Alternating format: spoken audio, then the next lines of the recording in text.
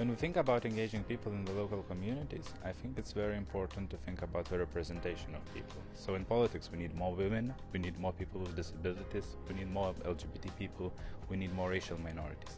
And when people see themselves reflected in the politics, that's an incredible motivator to engage, because the politicians start to speak the language of the people. So the more diverse politics are, the more transparent and democratic the process is.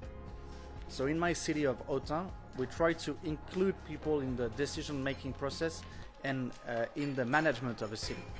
And we think that we can include people in local politics through local policies. For instance, there's a huge anger about streets that are not clean, papers on the streets.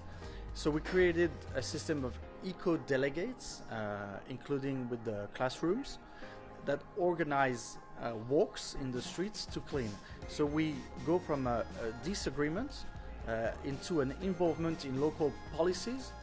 On South Dublin County Council in the last 3 years we've initiated a participatory budgeting scheme which has been introduced to try and engage citizens right across the board in South Dublin. So it's allocated to a local electoral area based on a draw every year, and this year it's actually been allocated to my area.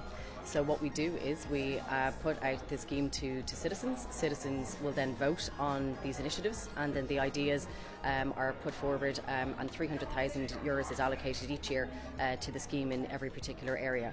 So we've had a different variety of applications over the years. We've had applications for teen space programs to be moving away from just looking after children and looking after teenagers.